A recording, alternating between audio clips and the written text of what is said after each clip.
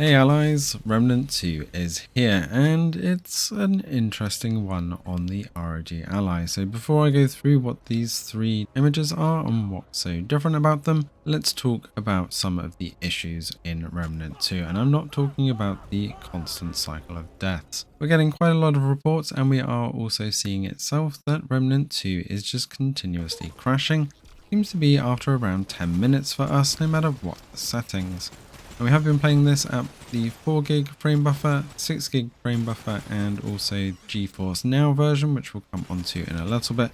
And we are not seeing a massive amount of difference on the crash times, but we are seeing a huge amount of difference on the graphic fidelity. Now this also does struggle on a lot of computers, and it does actually run slightly more stably on the Steam Deck at the 4GB mark, capping this at 30 frames per second. Now FSR2 is not available, so FSR is the only version, so don't use it. We'll come on to the best settings in a second.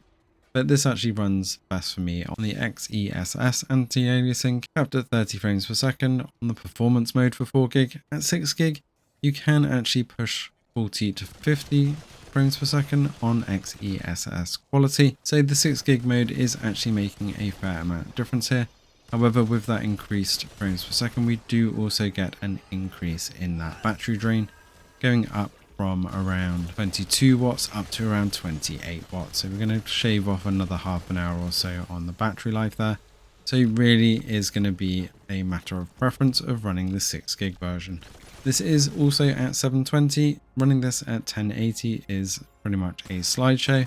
Even with the 30 watt turbo mode, it's not very well optimized, so I just would not recommend it. However, this is available on GeForce Now as well, so you can run this at 120 frames per second. And as you can see, my APU is at 8 watts and battery at 12.5. So if you have the GeForce Now Ultimate tier, playing this at 120 frames per second on full ultra graphics with DLAA on the anti-aliasing is absolutely glorious, and that's at full 1080p as well.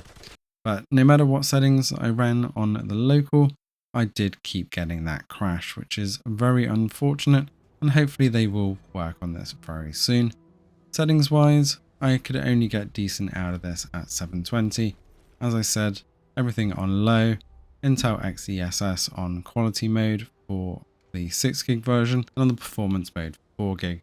And just to show you, you can see the FSR performance version here, which is what it actually starts with, and it's absolutely hideous. I have no idea why FSR is still available. If it's not FSR2, it just should not be an option in our opinion. If we freeze frame here between the 4GB GeForce Now version and the 6GB frame buffers, with the settings that I mentioned, you can see that the 6GB is actually a little bit clearer.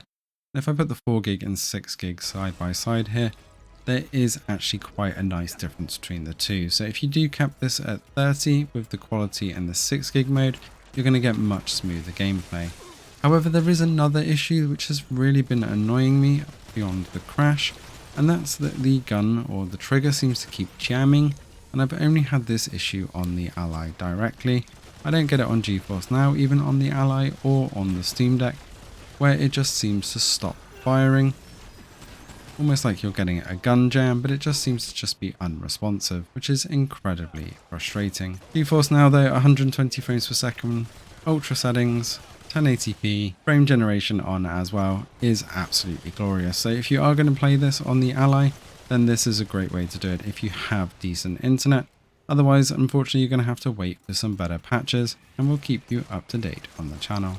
Let us know of your experience on Remnant 2 and whether you are running 4, 6 or 8GB on the frame buffer.